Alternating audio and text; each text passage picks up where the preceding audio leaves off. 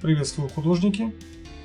Сейчас я вам показываю демонстрацию нашего урока вкратце, что мы будем сегодня изучать. Это отражение дерева. Вот такой будет рисунок в итоге. И начинаем делать первые шаги. Создаем границы для отражения кроны. Проводим таким вот движением прямые линии, чтобы у нас пропорции совпадали. Также это касается более мелких элементов. Начало ствола, камень. В дальнейшем это будет еще травинки. Сложный у нас ствол, и поэтому приходится поработать с координатами отражения всех изгибов. Не спешим, стараемся скопировать, делаем зеркально каждый поворотик. Ствол сложный, но можно справиться. Заворачиваем. Тут я уже ускорю. Те же действия остаются. Копируем. Каждый поворот ствола, листву, крону. И переходим к первым штрихам. Штрихи у нас строго вертикальные, подчеркиваем. Никаких диагональных, любых других углов. Придерживаемся постоянного движения вниз. Штрихи падающие. Идем дальше на дерево, на ствол. Стараемся не выходить за границы нарисованных очертаний, чтобы рисунок был ясным. На тоненьких линиях или участках будет сложнее со штрихами, но надо справляться. Переходим на листву. Вертикальные штрихи идут пучками, то есть не полностью перекрываем. Создаем какую-то массу, скопление штрихов, пятен. Продолжаем дальше.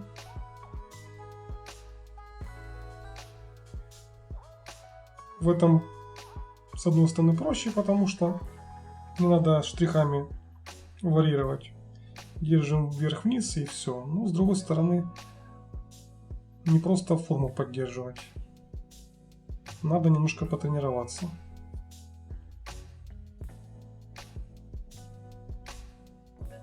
Дальше мы заполняем штрихом отражение неба. Также вертикально. Штрихи у нас идут перпендикулярно низу. Никаких мельчайших углов.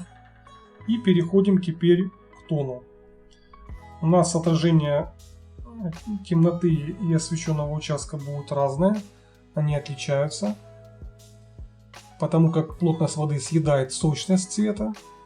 И поэтому темные места у нас будут светлее, а освещенные темнее. Условно обозначим темную часть дерева под номером 4. По силе темноты. В отражении она будет под номером 3.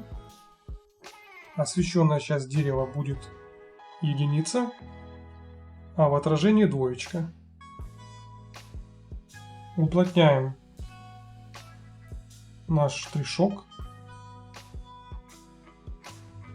Нажатие снова варьируется, чтобы образовывались пятна. Поднимаемся выше, работаем с камнем, выравниваем его границы, чтобы отображение не было смещено. Наводим травку.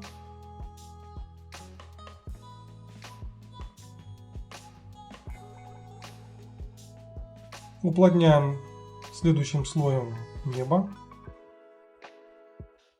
В отражении оно будет темнее.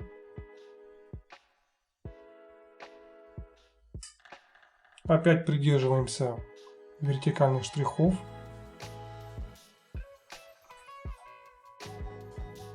Усиливаем тон, очертания.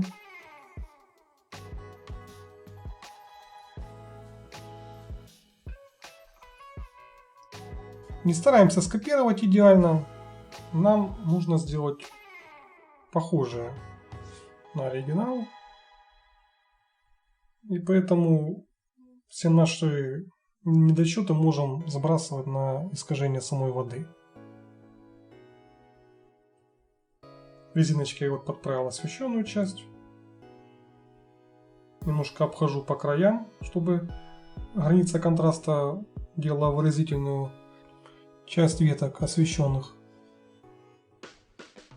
Сейчас возвращаю тон на двоечку. Снова корректирую детали. Слежу за пятнами, потому как теневая часть все-таки неоднородная.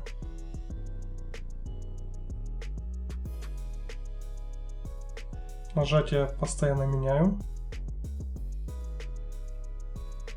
Контраст разный. Слежу за краями кроны, чтобы она совпадала.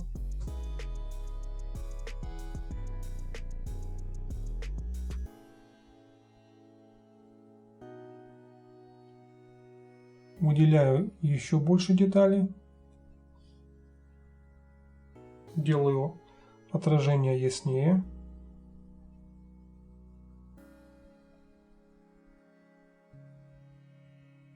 Больше контраста.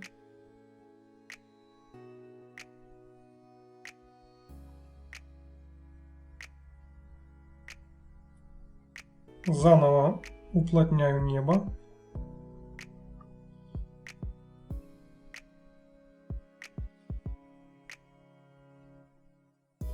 Отражение в целом становится все плотнее.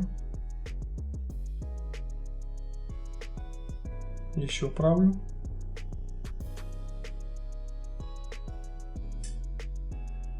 Подготавливаю рисунок к следующему этапу, очень важному. Там мы будем закладывать рябь. Берем резинку и острым краем стираем наш рисунок отчасти, создавая такие освещенные линии. А выпачканная часть резинки будет давать, наоборот, темную. Задача эта непростая, потому что рука норовит постоянно изменить угол. И поэтому рекомендую потренироваться на отдельном наброске. Можно, конечно, увлечься наведением волн и стереть больше положенного, как я тут, например, постарался. Теперь нужно будет все восстанавливать.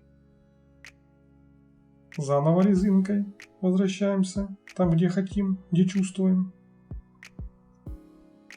Снова какие-то волны. И заново повторяем. И так потихонечку 5 шагов вперед, 3 назад у нас вырисовывается устраивающий нас рисунок.